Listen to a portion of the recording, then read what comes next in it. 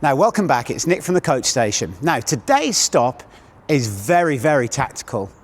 So let's get into it. Now, what I'm going to do in this video is I'm going to use the LTA's Tactical Development Framework to help understand how you could structure your lessons, but also one of the benefits of this for players is it's almost like a checklist. So I can give you a tactic and a game situation, and then you can tick off whereabouts you are as a level of a player or where your players are if you're coaching, to be able to understand how good you are tactically on the court. So first up are the game situations. So let me describe the game situations to you and explain that really this is the starting place for any time that I'll build a lesson with somebody. We've got to work out like that little space where they are on the court. Where are they on the court so I can train them in that particular area. Now, the first place that anybody could be when I train them is doing a serve. So the first thing is, it could be the serve that we're working on, and that is the first game situation that I might train some players with. The second game situation is when somebody serves to me, then I can return serve. So I could help players improve with their return of serve. It's the second game situation. The third game situation is when you're at the net. Now, the fourth game situation is when my opponents are at the net. The fifth game situation is when both pairs are at the net. So the next game situation is when both pairs are at the back of the court. So that could be if somebody has mobility issues, wheelchair players play from the back of the court, or maybe beginners who are just starting out learning to rally. Now, the next thing to understand is there are three phases of play. Now, those three phases of play are attack, neutral, or defend. All the phases of play are really dependent on the level of the player. And all three phases of play, attack, neutral, and defend, could be in any of the game situations, with the exception of the serve, because we're not really looking to defend with the serve. It's going to be more neutral if I'm a beginner player, or I might be looking on the more attacking side if I'm a little bit more advanced. Now, there are a lot of people that consider if I'm at the back of the court here to always be a defensive area. But it's not. This is not the defensive part of the court. It's only defensive if I'm defending on a lower ball, a harder ball that is at my level difficult to get back. That's really important. So whatever the level of the player, it's about their ability level and their ability to be able to judge an incoming ball and whether actually or not they can cope with it. So it might be defending, it might be neutral, or it might be attacking off the back. For example, if the ball has come in like this, I might be able to then attack with a lob, for example. It's not always defense at the back of the court. And to the same extent, it's not always attack when we're at the net. So for example, if somebody's played a Chiquita to my feet here and I've had to pick it up, then maybe that's more neutral, or even more defensive, maybe if I'm on the stretch and a little bit further out. So the key message I want to give about the three phases of play, attack, neutral, and defend, are that actually they can be from any of those game situations. It really is dependent on the level of the player. So when we're talking about the backcourt, it could be any of those phases of play, same at the net, or same in transition as well. The next stage is the tactical intentions that we're trying to apply to our opponents. So the first one, and the first tactic that we all should be really good at and try to improve, is consistency. So simply getting the ball in, over the net and in every single time, right? From all of those places on the court, in any phase of play. Now, chronologically, we would then go from consistency to be able to control space, control time, and then play to our strengths and exploit our opponent's weaknesses. So those are the five that are really important here. Now, let's work through those tactical intentions here with the serve. So the first thing we'd get our players to do is see if they could get the ball to go into court. So just getting the ball in. So that one went into the glass, but it might just be, hey, get the ball into court. Now, the next one, after consistency, is trying to control space. So can I get players to be able to serve from here, make the ball go towards the left, and then make the ball go towards the right. So that's the next level. Can they split the box and make it go left and right? Now, the next stage with space, when we've gone from left to right, is actually to see if we could get more depth on their serve. Can they control the depth of their serve? Then we know statistically it's a good thing at most levels to be able to get that ball into the glass, into that first panel. So can somebody then be able to direct their serve towards the glass, towards panel 1? Now, we went from consistency, controlling space, now we've got to control time.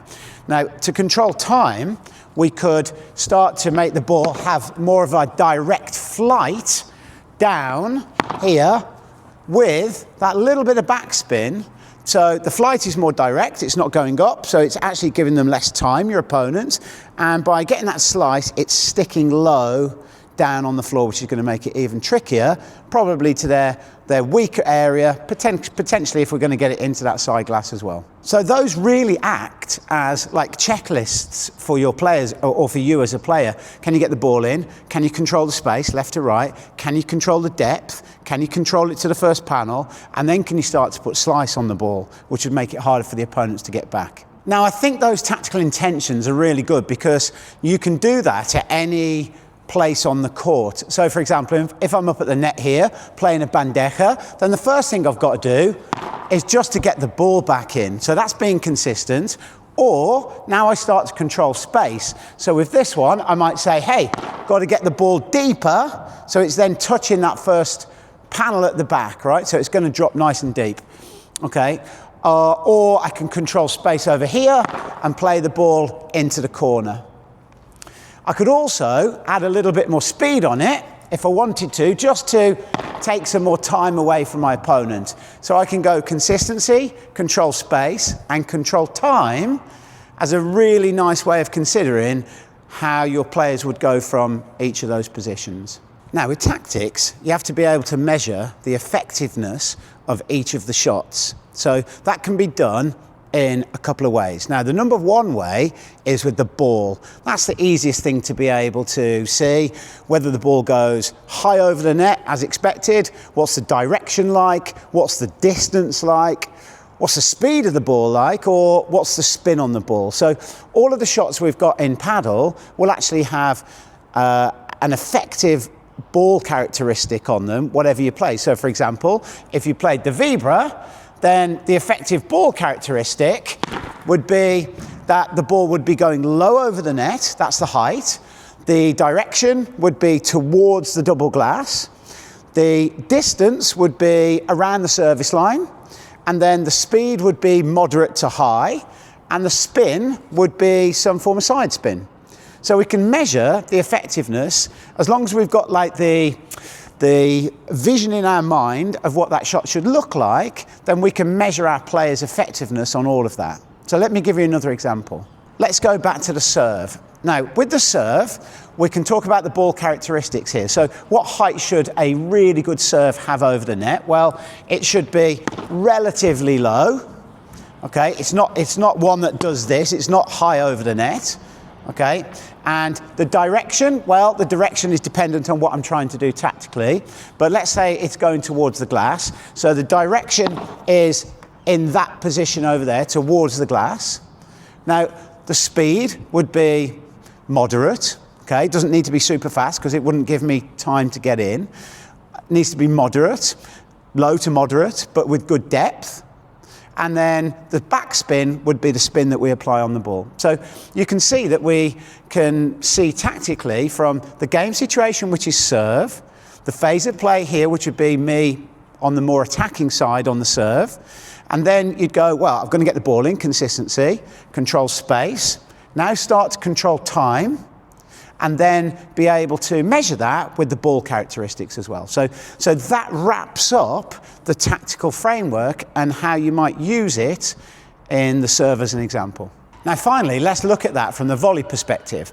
Let's say that I've got a neutral volley. So this is the phase of play is neutral. The game situation is at the net. I've got a neutral volley that's down here somewhere and I want to play it towards panel 5, right, to be able to build the point up again. So I've got that phase of play, game situation. Now my tactic is to be consistent to make the ball go towards that panel 5. Okay, so that's number 1.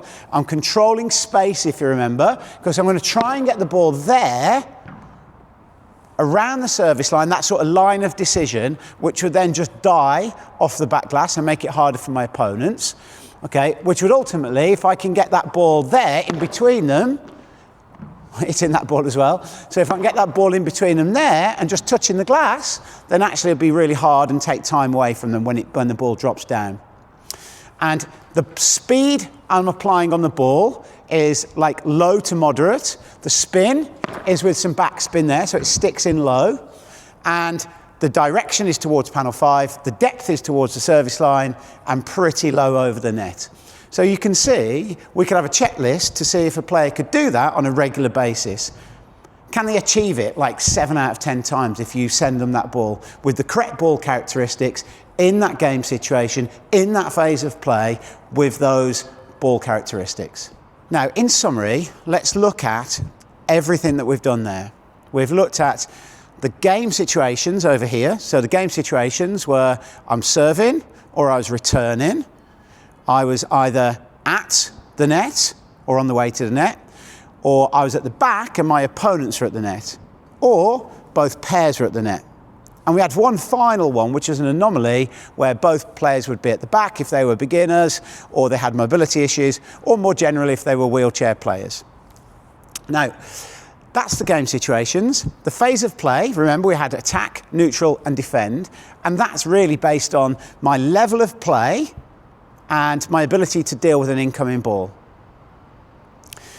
We then had the sort of tactical intentions of consistency, control space, control time, play to your strengths or hit to your opponent's weaknesses.